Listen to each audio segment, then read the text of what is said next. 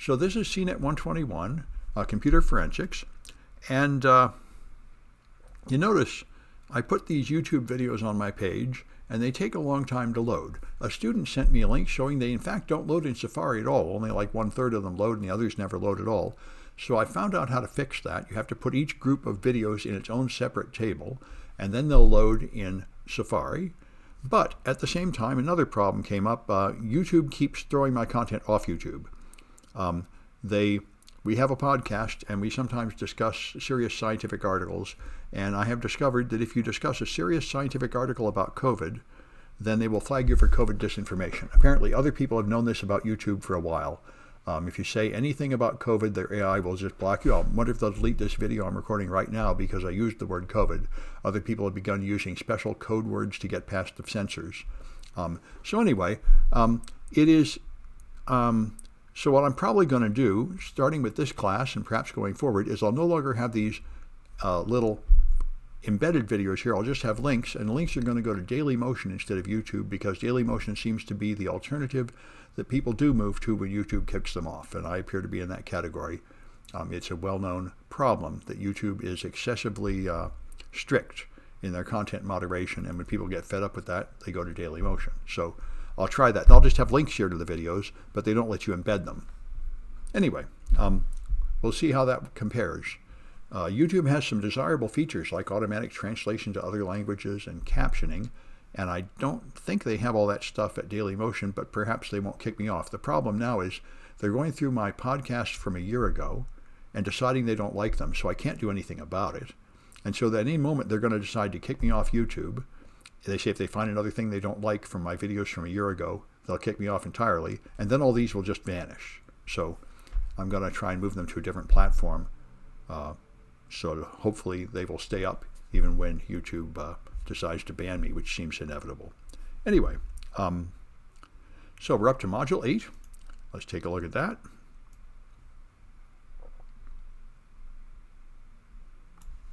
All right. You've had problems seeing, yeah, I didn't know about Firefox. Yeah, they don't all load, apparently. Yeah, thanks for telling me. Anyway, so if I put them in separate frames, they'll load. But anyway, I'll just put links there to them on a system instead of embedded videos. I think there'll be no problem loading them either. So that seems like a better policy. All right, so here we're going to talk about network forensics. Network forensics is extremely useful. Analyzing network traffic to find intrusions means it means, for one thing, you are not tied to just one device. If Firefox on iOS or Windows. Another student told me Firefox worked on Windows. But anyway, if I switch to putting links there, I think it'll be tidier. All right, so analyzing network traffic is real important, and so you should know the base. There's a lot of tools that can analyze network traffic. Ncase and RSA. NetWitness make products. There's Carbon Black, which is a VMware makes Carbon Black now. They own it now. It's an endpoint protection system. I don't think it has a free trial, so I've never actually used it. Splunk we've talked about a lot. We're using a lot of Splunk in the incident response class. TCP dump and Wireshark, those are the standard open source tools that have been around forever. TCP dump is a command line tool to capture traffic, and Wireshark is a graphic tool to analyze traffic. And we'll use Wireshark in the project I'm going to demonstrate later. There's XSplit, a lot of others. A lot of other tools here that capture or manipulate network traffic. So proxy servers, here's the basic network devices you need to understand. A proxy server sits in front of another server. Now, there's two kinds of proxies.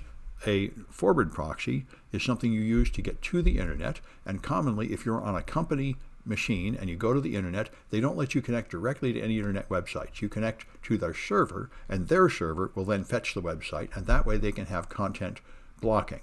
They can decide to block certain sites on the proxy server, and you can't get to them. You can only get what's allowed by the proxy server. And there's reverse proxies, like what I'm using on my website, Cloudflare, that sit between your users and your server on the internet. So when you go to my website, you're not actually looking directly at my website. You're looking at a copy of my website, or fetched by the proxy in front of my website. And the purpose of that is to increase the performance because they have proxies all over the world in big, fast data centers, and also to protect my website from attacks. If you try to attack my website, the proxy server will block the attacks. All right, that's the reverse proxy in front of a web server. So web servers host files and hand them out, HTML files, PHP files, images, and all that jazz. So you send HTTP requests to the server, and you get every response has a status code, which you don't see in your browser, but your browser knows it. 200 means it found what you're looking for. 404 means it didn't find it. And there's other ones like 500 server errors and 302 redirections and so on. Much of the content you see is generated by scripts on the server, and those are written in PHP or Python or other languages. So if you fill out a form to try to buy something on Amazon, that goes up to the server and is processed by a script, which then does calculations and then shows you the results. In fact, everything you see on a modern website like Amazon is the product of scripts, because every person sees a different page. Even if you logged in, then they have a personalized page that's just for you. And even if you haven't logged in, they have cookies on your machine that have tracked what you're interested in so they can show ads relevant to you. So everything you see is in fact generated by a script. It's not just a static HTML file. DHCP assigns IP addresses to machines when you boot them up. They get an address defined by the server, and you need to have logs of that if you want to know who anybody is from their IP address. And typically, your logs on servers will only have IP addresses and not MAC addresses, so maintaining DHCP logs is important if you want to track down in a historical record which machine was involved in an attack or something. Your email, of course. We're all using email, although most of us are now using cloud-based email, where the email is never actually on your device. It's use something like a Gmail app, and you observe it on the Google server. You can bring it down to your device with protocols like POP and IMAP, but that's not that common anymore. It used to be everybody had Outlook Express or something on their machine, and all the email actually came all the way down to your host machine and lived on there. Now, most of us use cloud services like Gmail or Office 365. DNS. Everything you do involves DNS. So your alphabetic domain names like yahoo.com and ccsf.edu are turned into IP addresses. Now, either there is a local hosts file on your machine, which can be used to determine the correlation between domain names and IP addresses, but in most modern machines, that host file is empty and no longer used. You can use it, and some ad blockers put data there, and some malware put data there, but normally you just use your router and internet service providers to have the latest updated information about where websites are. Routers connect different networks together. You have to have at least one router in your house to take your local traffic and move it to the internet, and at companies you have many routers as your network is segmented into many zones. Switches connect devices in a local area, usually within the same room, just to move local traffic around. Switches create a local network, but they do not lift packets onto a different network like routers do. And hubs are what was used before switches. They are very simple devices that take every packet they receive and echo it to every other device on the network without paying any attention to the address, basically like a crossover cable does. And that was one way to connect networks. It's a relatively wasteful way to connect networks because a lot of the traffic coming into your device is not intended for you, so your network card is discarding a lot of it. So the only reason people used them is that switches were not affordable and available yet, and switches have almost completely replaced hubs. You almost never see them anymore, wired hubs, although wireless networks work like hubs because due to the nature of the physics of radio, you cannot prevent anything sent on a wireless network from reaching every device within range. So it has the same effect, that everything you send goes to every device, even the ones you did not address it to. IDS, intrusion detection systems, filter the incoming network traffic and perhaps the outgoing too, and they look for known signatures of attacks and then raise alerts somewhere to tell people if there's known malicious traffic. And firewalls, of course, have rules and block traffic that violates your rules. It can be known malicious traffic. It can just be services you don't like at your company. It can even be modern firewalls tend to, like Palo Alto firewalls, are Active Directory account aware, so you can even sort people into Active Directory groups and say managers can go to this website, but telephone operators can't, but tech support can, and you can sort sites into categories. So your firewalls can get quite sophisticated in controlling who's allowed to do what on the internet. All right, So there's more concepts. PGP encryption was the original really powerful encryption that can encrypt email messages with public key cryptography. And this system is so secure that nobody can get in, not even the NSA. Edward Snowden used it to leak secrets out of the NSA. If you use it correctly, nobody can get in, but it's very difficult to use. So even the developers of it have quit using it. It's very hard to make. The worst problem is you have all these secret keys which you must keep secret and not lose. And as you move from one machine to another and one town to another, and you go on a trip, very often you don't have the key. And very often you lose the key, and then all these messages just sit somewhere and you can't read them. And that turns out to be very, very annoying. IP version 4 is what we're all using for almost everything still. These numbers like 192, 168, 100, 1100, 4 numbers. IP version 6 has longer addresses in hexadecimal and is gradually replacing it because there are not enough numbers in the IP version 4 system, so we're running out of them and switching to IP version 6. I think currently about 20% of the traffic on the internet is now up to IP version 6. And so when you break up IP networks, you break them into subnets, which is a matter of understanding binary to decimal pretty well to do that. You'll learn that if you take your Cisco classes. MAC addresses are the hardware addresses that are defined, they're stored on your network interface card at the factory, and under normal conditions you don't change them, although you can change it in the software. And so this is what uniquely identifies every computer. But that address is only used on the local area network. When you lift the traffic up and move it onto the internet, the MAC address is discarded. So this is just used to identify machines on a local area network. TCP and UDP ports are used to sort traffic on the internet.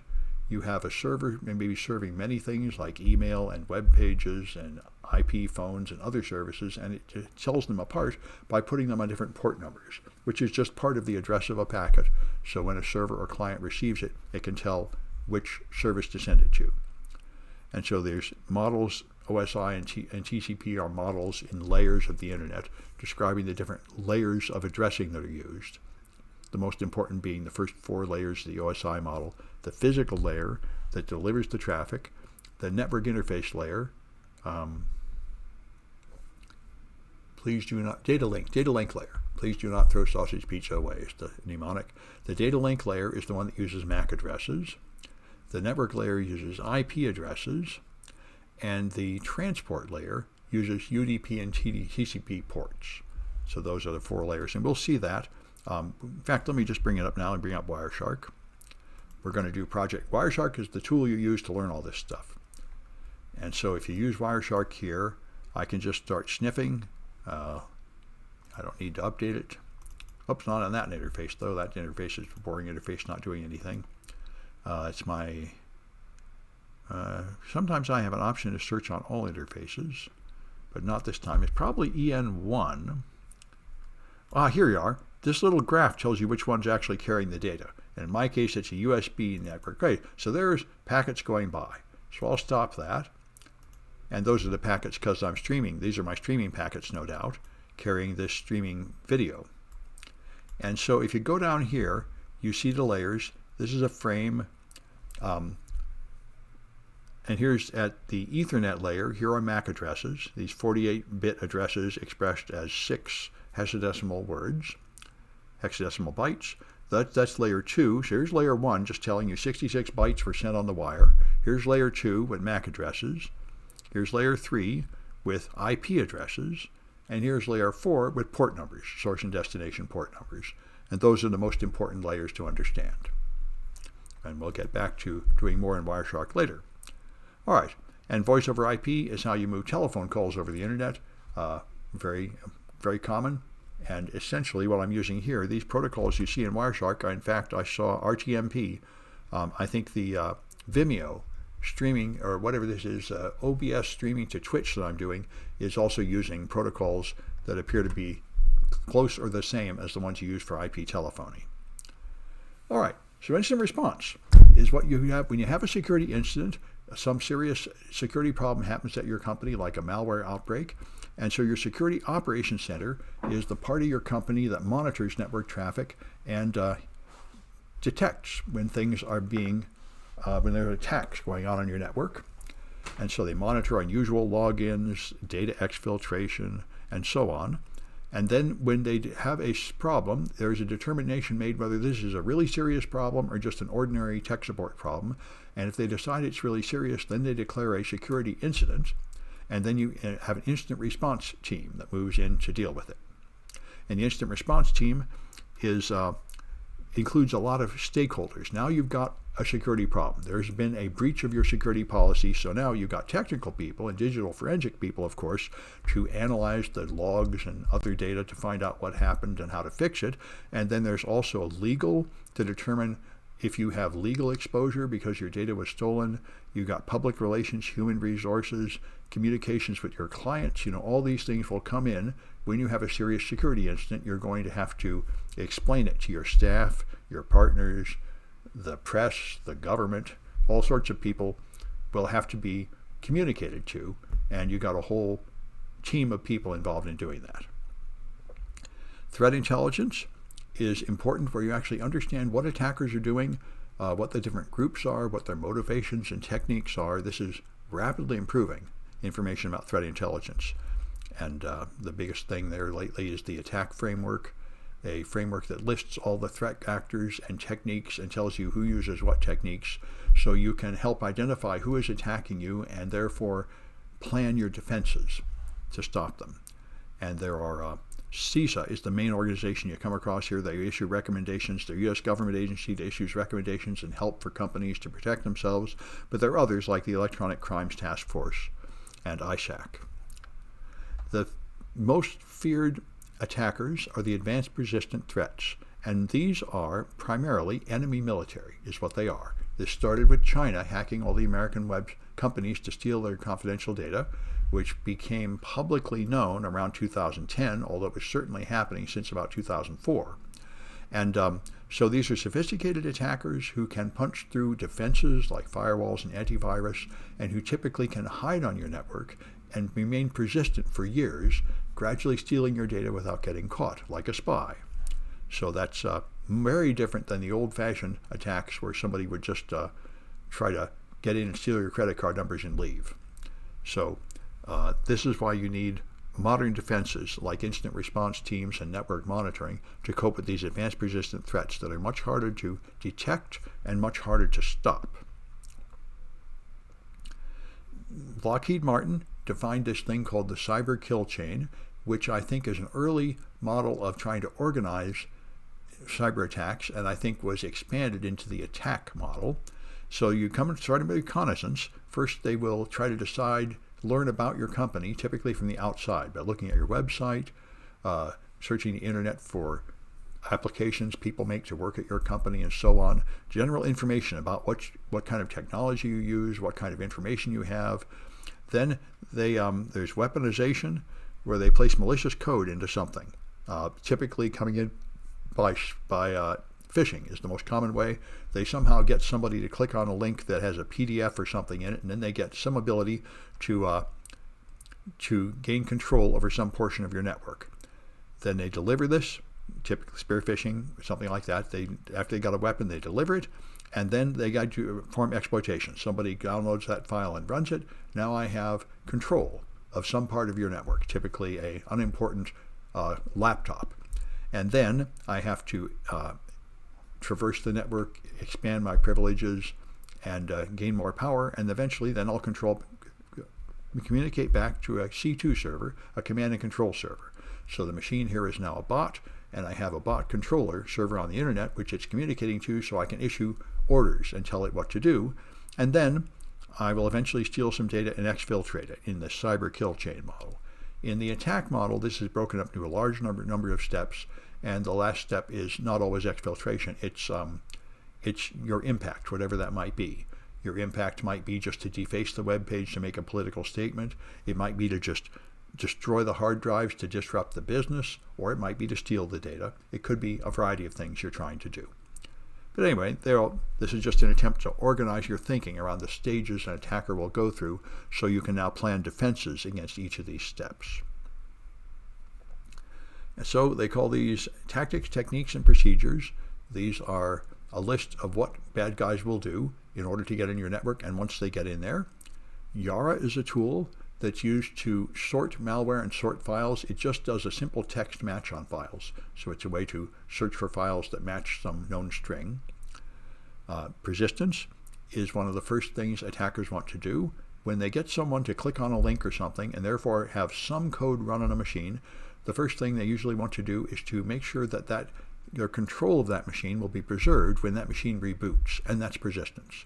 You want to set your remote control client to automatically relaunch every time the machine reboots. The most common way you do this on Windows is DIL sideloading, which we've talked about a lot in the malware analysis class. You use Microsoft software shares libraries. So if one piece of software is using, say, networking, it loads the network libraries, and if another piece of software launches, it does not get a fresh copy of the network libraries, it just connects to the existing network libraries. And what that means is when a program launches, it hunts around for libraries to load. And you can trick it into loading the wrong library. This is the number one way malware works. So your original program is not modified, but the library it loads has been modified, and so it runs that code. That's called DIL sideloading, DIL hijacking, and so on. So remediation is when you stop an attack and fix the problem. For example, blocking IP addresses, removing the system from the network. This is called isolating. First, you isolate the infected part of the network, the compromised part of the network. That stops the attack from spreading. Then you analyze it to find indicators of compromise, which are easy to measure things you can do to tell what machines are compromised, like files that are created, registry keys that are created, things like that. Then you perform a root cause analysis to figure out how they got in, and then you can have an eradication event where you eject the attacker and you close all the doors they came in on, and they can't come back. That's the idea. It is quite difficult to do, and often your first eradication event is unsuccessful and you have to do another one, but that's the idea. So indicators of compromise are things you look for to tell if machines are participating in an attack. And the only important thing is they have to have an indicator of compromise that can be easily measured and that is reliable in that it accurately finds a machine that is infected and it is not triggered by machines that are not infected. So this is part of the process of malware analysis, is figuring out how to generate good indicators of compromise. All right, so a network attack. When you do an investigation of network attacks, you need the RAM contents. You need to interrogate running processes and so on. You can't turn off the machines and expect to find evidence on them. Most of the evidence will be lost when you turn them off because you don't normally put a lot of files on the hard disk to be preserved in a intrusion over the network. Most of the stuff is just running in memory. So you need the memory information, although you don't normally take a whole RAM image. You normally do a live response where you run a script to just fetch information like a list of running processes, a list of handles, a list of network connections.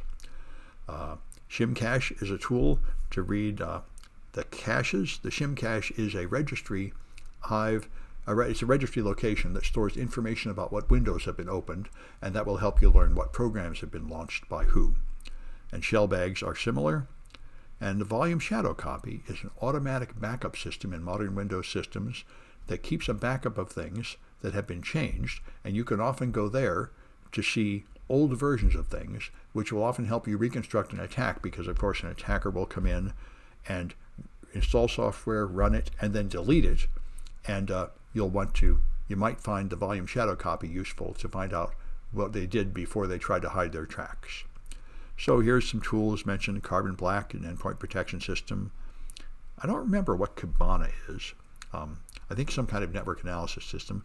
Log2 Timeline, I've heard of. This is something to take log events and try to make a nice timeline out of them. They push it a lot in the SANS Shift Workstation training, which is something I haven't used in my classes. It is a free Linux product, but the training materials are all proprietary and unavailable, so I mostly use other products. But this is very common if you take those SANS classes, which are considered very good, but they're very expensive. So you don't normally want to take them until somebody else is paying for them. Anyway, that's it for the lecture. Let me stop this recording.